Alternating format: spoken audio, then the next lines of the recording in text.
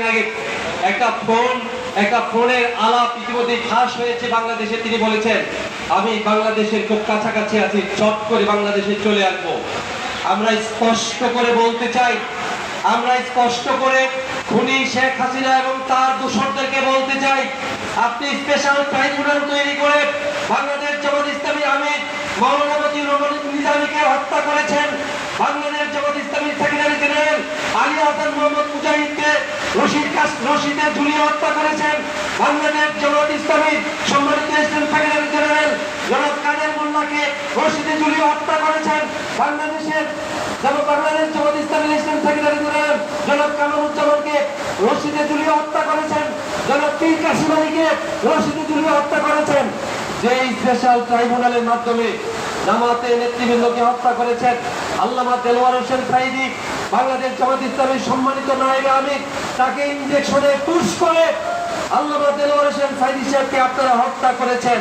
আপনাকে স্পষ্ট করে বলতে চাই, ইন্ডিয়ার যে জায়গায় আপনি অবস্থান করেন না কেন, চট করে চলে আসার যে পরিকল্পনা গ্রহণ করেছেন না কেন, বাংলাদেশের তৌহিদি জনতা, বাংলাদেশের যুব সমাজ, বিশেষ করে বাংলাদেশের ছাত্র সমাজ যেই ট্রাইব্যুনালে সালাউদ্দিন কাদের চৌধুরী সহ যাদেরকে হত্যা করেছেন, সেই স্পেশাল ট্রাইব্যুনালে খুনি হাসিনাকে ও রশিদে ঝুলিয়ে হত্যা করা হবে।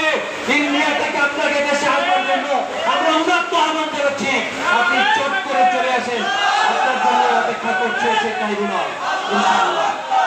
সম্মানিত সুধী মণ্ডলী, আমি অত্যন্ত বিনয়ের সাথে আমার কথা শেষ করতে চাই।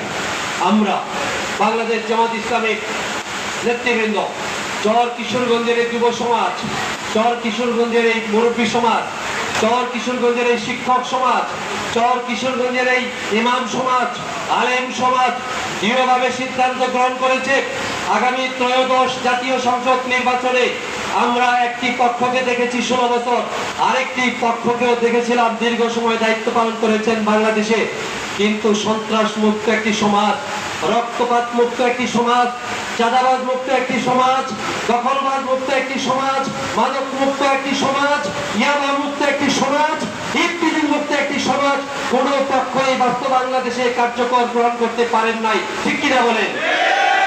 আমরা আগামী ত্রয়োদশ জাতীয় সংসদ নির্বাচনে তৃতীয় একটি পক্ষকে তথা বাংলাদেশ জামাত ইসলামীকে রাষ্ট্রের সর্বোচ্চ জায়গায় দেখতে চাই, যাদের মাধ্যমে একটি সন্ত্রাস, একটি হানাহানি, একটি রক্তপাত মুক্ত সমাজ, একটি দখলবাদ মুক্ত সমাজ বিনির্মাণে, একটি ন্যায়ভিত্তিক ইনসাফপূর্ণ সমাজ বিনির্মাণে বাংলাদেশ জামাত ইসলামী এবং জামাতের সম্মানিত আমির ডাক্তার শফিকুর রহমানের নেতৃত্বে আগামী ত্রয়োদশ জাতীয় সংসদ নির্বাচন হবে এবং সেই নির্বাচন হবে ফ্রি, ফেয়ার এবং ক্রেডিবল এবং আমানতদার একটি নির্বাচন।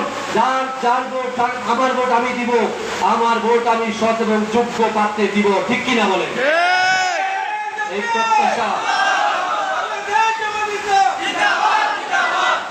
এই প্রত্যাশা ব্যক্ত করে আমাকে আজকে